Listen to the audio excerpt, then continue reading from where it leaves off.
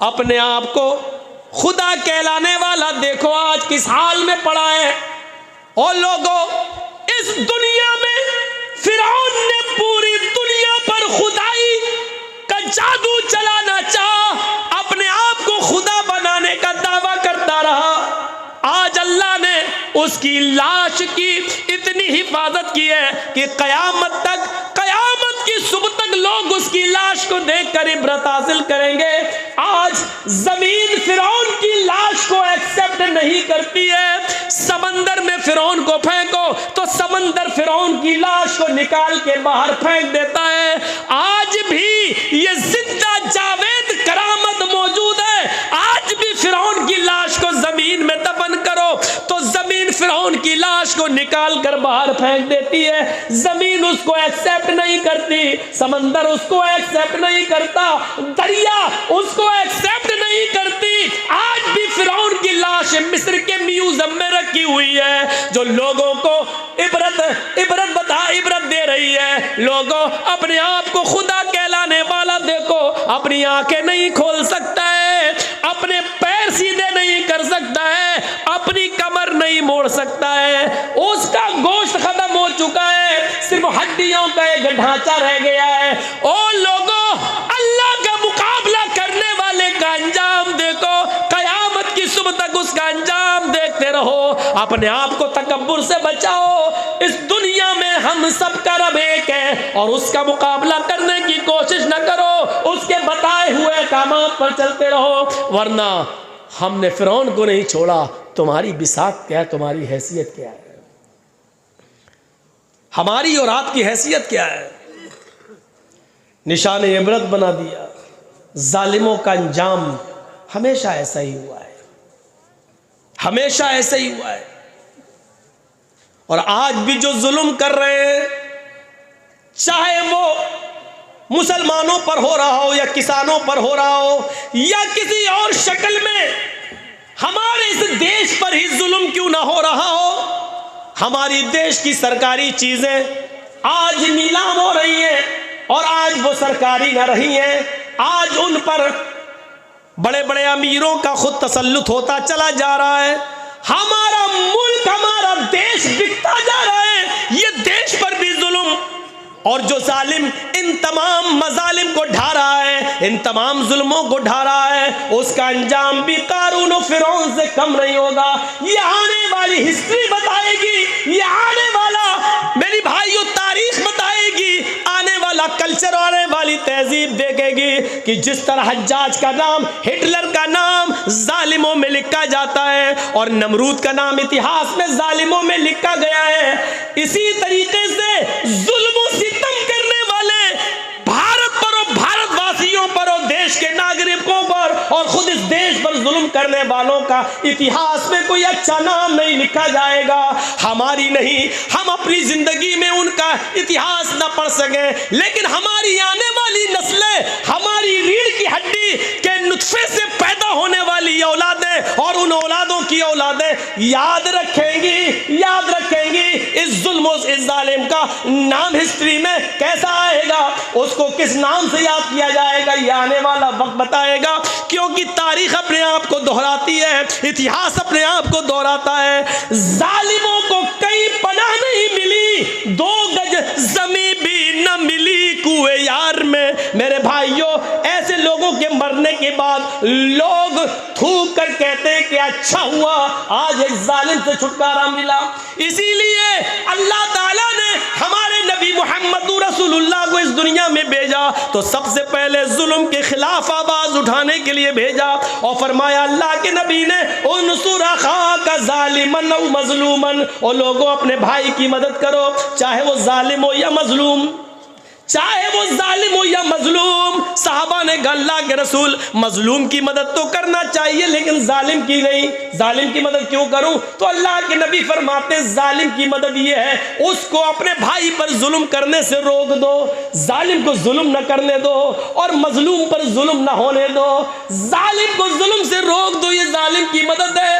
پھر اللہ تعالیٰ نے خود ہمارے نبی سے کہا کہ سنو، مظلوم کی بد دعا جب نکلتی ہے تو مظلوم کی آہ جب اس کی زبان سے نکلتی ہے تو سیدھے وہ عرش کے پاس میرے پاس آتی ہے. آسمان کے فرشتے آٹومیٹک دروازہ کھول دیتے ہیں.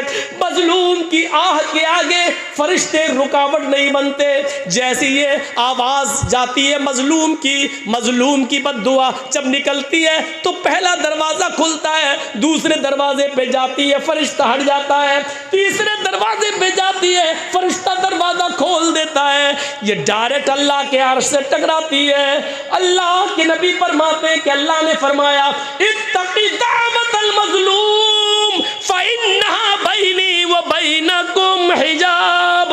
میرے اور اس کے درمیان کوئی حجاب نہیں ہے. مظلوم کی بد دعا سے بچو, میرے اور اس کے درمیان کوئی پردہ نہیں ہے. وہ ڈائریکٹ میرے پاس آتی ہے اور جس کا کوئی نہیں ہوتا پھر اس کا میں ہوتا ہوں.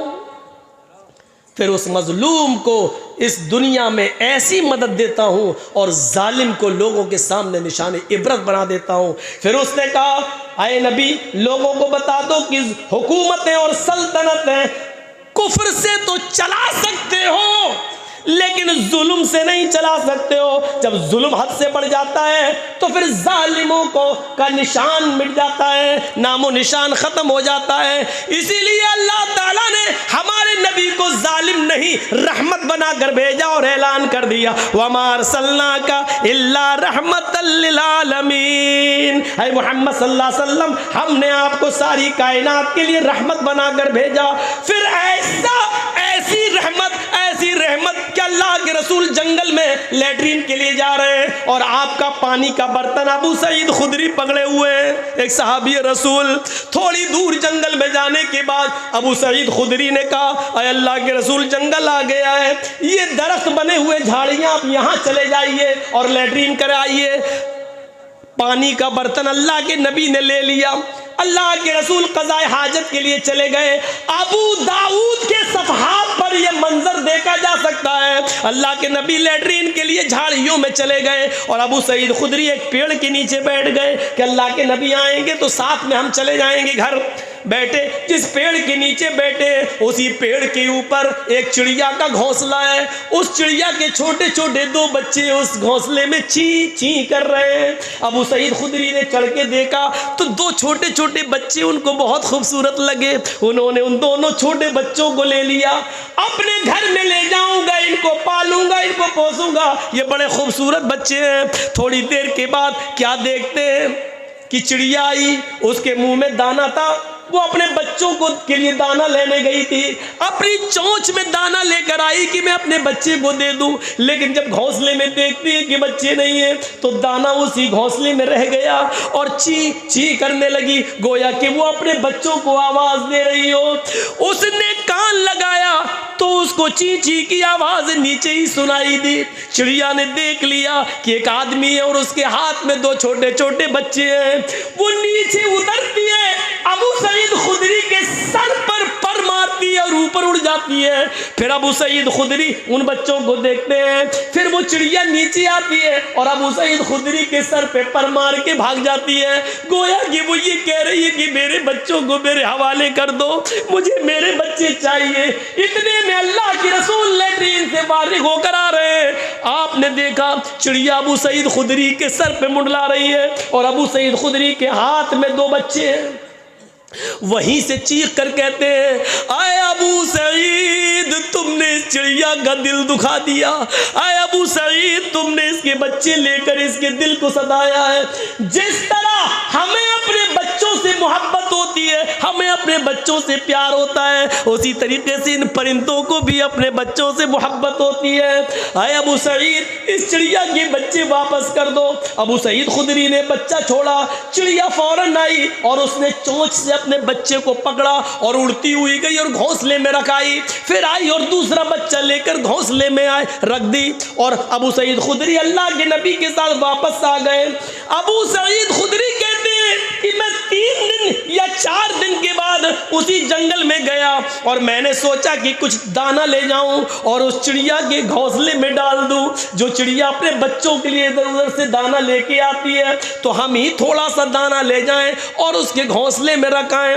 3 یا 4 دن کے بعد جب میں اس جنگل میں پہنچا تو کیا دیکھتا ہوں, اس چڑیا کا گھونسلہ بھی آ نہیں رہا. چڑیا دوسری جگہ اپنا گھونسلہ بنا لی ہے اور اپنے بچوں کو یہاں سے لے گئی ہے, کیونکہ وہ سمجھ گئی کہ یہاں میرے بچے محفوظ نہیں ہیں. آج کسی نے پکڑا, کل کوئی اور بھی لے جا سکتا ہے. اللہ کے رسول نے دور سے دیکھ کر کہا, ابو سعید تم نے اس چڑیا کا دل دکھایا, یہ رحم تھا. اور جس نبی کے اندر پرندوں کے لیے اتنا رحم ہو, انسانیت کے لیے کتنا رحم ہوگا, انسانیت کے لیے کتنا رحم ہوگا. اسی لیے کسی ملک کو چلانے کے لیے, کسی دیش کو چلانے کے لیے رحم اور رحم دل کی بہت سخت ضرورت ہے. اور جس انسان کے دل سے رحم نکل جائے تو یاد رکھنا وہ نظام نہیں چل سکتا ہے. اور اگر کسی بھی بادشاہ اور کسی بھی سربراہ اور کسی بھی سپر پاور آدمی کے اندر سے اگر رحم کا جذبہ نکل جائے تو وہ دیش کو بھی بربادی کے دہانے پر لے جائے گا, کیونکہ جب رحم نہیں ہے تو وہ دیش پر بھی ظلم کرے گا اور دیش واسیوں پر بھی ظلم کرے گا. اس لیے رحم کا ہونا اور رحم دل کا ہونا ضروری ہے. اور اسی لیے اللہ تعالیٰ نے محمد رسول اللہ کو پوری دنیا کے لیے رحمت بنا کر بھیجا تھا, تاکہ پوری دنیا کا نظام اچھی طریقے سے چلتا رہے. اس لیے یاد رکھنا, جن لوگوں کے دلوں سے رحم نکال لیا گیا تاریخ نے ان کو معاف نہیں کیا, بعد میں آنے والے وقت نے ان کو دہرایا. اور آج دیکھ لو, کسی کو ہٹلر کہا جا رہا ہے, کسی کو ظالم کہا جا رہا ہے, کسی کو کچھ کہا جا رہا ہے, کسی کو کچھ. تاریخ نے ان کو معاف نہیں کیا اور تاریخ کبھی کسی کو معاف نہیں کرتی ہے. اتہاس کبھی کسی کو معاف نہیں کرتا ہے. اور وقت آج تمہارا ہے, کبھی ہمارا بھی ہوگا, کیونکہ وقت ہمیشہ یکساں نہیں ہوتا ہے. اسی لیے وقت کا معاملہ اللہ نے کسی ایک کے ہاتھ میں نہیں دیا, یہ بدلتا رہتا ہے. اور اللہ تعالیٰ یہ بتاتا رہتا ہے, سنو آج تم نے یہ کیا, کل تمہارے اوپر بھی کوئی ہے. اور ایسا ہم اس لیے کرتے ہیں تاکہ تم یہ سمجھ جاؤ کہ تم لوگوں کے اوپر بھی کوئی اور ہے جو قیامت کے دن حساب و کتاب ہوگا. تو میرے بھائیوں, یہاں پر ہمیں اور آپ کو سوچنا چاہیے. تو یہ آپ نے سمجھ لیا کہ اس کی نیت اچھی تھی, اس لیے اللہ تبارک و تعالیٰ نے کوئی گرفت نہیں کی اور اس کو معاف کر دیا. ایک واقعہ اور سناؤں گا. یہاں نیت کیا تھی؟ یہاں تو یہ نیت نہیں تھی کہ اللہ تو میرا بندہ, نہیں, نیت کیا تھی؟ واقعی تو میرا رب ہے. لیکن وہ بیچارہ دھوکے سے کہہ گیا, نیت نہیں تھی, نکل گیا. لیکن یہاں معاملہ کیا تھا؟ بخاری شریف میں یہ بھی واقعہ, ایک آدمی کو بلایا جائے گا جو قتل ہوا ہوگا, گردن کٹایا ہوگا, میدان جنگ میں لڑا ہوگا. اللہ تعالیٰ اس سے کہے گا, ہم نے تمہیں زندگی دی تھی, کیا کیا تم نے؟ اے اللہ, تو نے ہمیں زندگی دی تھی, ہم نے تیری راہ میں زندگی خرچ کر دی ہے. ہم تیری راہ میں اتنا لڑے, کئی کافروں کو مارا, اور اس کے بعد ایک تلوار میری گردن پر بھی چل گئی, میں تیری راہ میں مارا گیا. اللہ کہے گا جھوٹ بولتا ہے تو. وہ کہے گا اللہ میں جھوٹ بول رہا ہوں. اللہ کہے گا ہاں. اے اللہ, اپنے فرشتوں سے پوچھ میں میدان جنگ میں گیا تھا یا نہیں گیا تھا. اپنے فرشتوں سے پوچھ میں نے اپنی بیوی بچے چھوڑے تھے یا نہیں چھوڑے تھے. اپنے فرشتوں سے پوچھ میں نے اپنی زمین پراپرٹی جائیداد چھوڑی تھی کہ نہیں چھوڑی تھی. اللہ کہے گا زمین چھوڑی تھی, یہ سچ ہے. پلاٹ چھوڑا تھا, سچ ہے. بیوی بچے چھوڑے تھے, سچ ہے. میدان جنگ میں گیا تھا, یہ بھی سچ ہے. تلوار چلائی تھی, یہ بھی سچ ہے. اپنی تلوار سے کئی کافروں کو مارا تھا, یہ بھی سچ ہے. اور تلوار چلاتے چلاتے تو بھی مارا گیا, یہ بھی سچ ہے. یہ سب سچ ہے, لیکن یہ سچ نہیں ہے کہ تو میری راہ میں مارا گیا ہے. تو میری راہ میں مارا گیا, یہ سچ نہیں ہے. کہا اچھا, سب سچ ہے, یہ سچ کیوں نہیں ہے؟ اللہ کہے گا جب تو میدان جنگ میں تلوار چلا رہا تھا, لڑ رہا تھا اور کافروں کو مار رہا تھا, تو تیرے دل میں یہ نیت تھی. پھر نیت آ گئی. تیرے دل میں یہ نیت تھی کہ لوگ مجھے بہت بڑا بہادر کہیں, بہت بڑا جری کہیں, ویر کہیں, ہیرو کہیں, تلوار چلانے میں ایکسپرٹ کہیں, لوگ مجھے بہت بڑا تلوار چلانے والا کہیں. تو جو چاہتا تھا دنیا میں شہرت وہ تجھے مل گئی، جب تو میرے لیے لڑا ہی نہیں تو جنت میں تجھے کیوں دوں؟ دیکھ رہے ہیں، گھر بھی چھوڑا، بیوی بچے بھی چھوڑے، زمین جائیداد بھی چھوڑا، میدان جنگ میں کئی کافروں کو بھی مارا، لڑا، خود بھی مارا گیا، لیکن اس کے باوجود جنت نہیں ملی۔ کیوں؟ جرم کیا تھا؟ صرف اتنا سا کہ اس کے دل میں یہ نیت آ گئی لوگ مجھے بہت بڑا بہادر کہیں۔ اتنی سی خامی اس کے دل میں پیدا ہو جانے کی وجہ سے یہ آدمی کہاں گیا؟ جہنم میں۔ اللہ کہے گا فرشتوں اٹھاؤ، جہنم میں ڈال دو، کیونکہ یہ میرے لیے نہیں لڑا۔ کل جمعہ ہے نا، مسجد بھر جائے گی۔ کیوں؟ لوگ یہ نہ کہیں کتنا بڑا کمینہ ہے، جمعہ تک کی نماز نہیں پڑھتا۔ یہ ایک ٹائم کی نماز ایک ہفتے کے بعد ہم پڑھیں گے بھی تو وہ بھی محلے والوں کے لیے، گاؤں والوں کے ڈر سے کہ یہ لوگ یہ نہ کہیں کہ جمعہ تک کی نماز نہیں پڑھتا۔ یہ عبادت نہیں ہے۔ اتنی سی نیت پر اس کی شہادت کا سرٹیفکیٹ اس سے چھین لیا گیا، اب وہ شہید نہیں، جہنمی ہے۔ اس کی گردن کٹی، خون نکلا، وہ خون کا قطرہ کہ اللہ کے نبی فرماتے ہیں جب کوئی اللہ کی راہ میں قتل ہوتا ہے اس کے خون کا پہلا قطرہ زمین پر گرتے ہی اللہ اس کے خون کے اس کے گناہ کو معاف کر دیتا ہے۔ وہ شہید جو اللہ کی راہ میں مارا جاتا ہے قیامت کے دن اپنی قبر سے ایسے ہی اٹھے گا، اس کے جسم سے خون بہ رہا ہوگا۔ اللہ کہے گا فرشتوں اس کا میں کیا حساب لوں، اس سے میں کیا سوال کروں؟ یہ تو میرے لیے اپنی پوری زندگی خود خرچ کر کے آیا، جاؤ اس کو بغیر حساب و کتاب کے جنت میں داخل کر دو۔ اتنا بڑا شہید کا مقام، لیکن اللہ کیا کہہ رہا ہے؟ تیرا خون کا قطرہ گرا، گردن کٹی، سب کچھ ہوا، بیوی چھوڑے، بچے چھوڑے، زمین جائیداد چھوڑی، لیکن تو میرے لیے نہیں لڑا۔ تو نے دل میں یہ نیت کر لی کہ لوگ مجھے بہت بڑا بہادر کہیں۔ اٹھاؤ اے فرشتوں، اس کو بہادری کی عزت مل گئی، شاہ بہادری کا انعام دے دیا گیا۔ دنیا میں یہ جو چاہتا تھا اس کو وہ شہرت مل گئی، دنیا میں جو چاہتا تھا وہ میں نے دے دیا، اب آخرت میں اس کا کوئی حصہ نہیں۔ پکڑو، پھینکو، جہنم میں ڈال دو۔ بلکہ بخاری کی حدیث تو یہ بھی کہتی ہے کہ جہنم سلگائی ہی اسی سے جائے گی، 3 لوگوں سے، امیر، شہید اور مولوی۔ ہم لوگ بھی پیچھے نہیں ہیں۔ 3 لوگ، امیر جس نے صدقہ و خیرات تو کیا ہوگا لیکن لوگ اسے بہت بڑا سخی کہیں، کیا دیتا ہے وہ، دیکھو وہ اس کا ہاتھ کھلا ہے، جو جاتا ہے اس لوٹ۔ اس کے دل میں یہ تھا اس امیر کو، چل، اور شہید تو ہے ہی، ابھی بتا دیا، لوگ مجھے بہت بڑا بہادر کہیں، چل تو بھی آ۔ اور عالم قرآن، عالم حدیث، لوگ اسے بہت بڑا مولوی کہیں، بہت بڑا مقرر کہیں، اس کے دل میں یہ آئے لوگ مجھے بہت بڑی عزت دیں، بہت بڑا مولوی۔ تو یہ تینوں اللہ جہنم میں آگ انہی سے لگائے گا۔ آپ لوگ چولہا جلاتے ہیں نا، لکڑیاں رکھتے ہیں تو گھاس لیٹ ڈالتے ہیں، مٹی کا تیل ڈالتے ہیں، یا پہلے کچھ کاغذ واغذ لگا دیتے ہیں تاکہ لکڑی آگ پکڑ لے۔ تو یہ 3 لوگ جہنم کا ایندھن بنیں گے، شہید، مولوی اور امیر۔ یہ تینوں لوگ جہنم، اللہ ان میں آگ لگا کے جہنم کو بھڑکائے گا، جہنم کو۔ اتنی سی نیت کی وجہ سے ایک شہید کو شہادت کا سرٹیفکیٹ چھین لیا گیا۔ کام کتنا اچھا کیا اس بیچارے نے، اللہ کی راہ میں قتل ہوا، بیوی بچے سب چھوڑے، زمین جائیداد پراپرٹی گھر مکان سب چھوڑا، کام کتنا اچھا کیا، کئی کافروں کو مارا، کام کتنا اچھا کیا، خود بھی مارا گیا، کام کتنا اچھا کیا، لیکن یہ اچھا کام بیکار ہو گیا۔ کیوں؟ کیونکہ اس کے دل میں یہ نیت آ گئی کہ اللہ تعالیٰ مجھے لوگ بہت بڑا بہادر کہیں۔ اس اتنی سی نیت نے اس کے سارے کام کو بیکار کر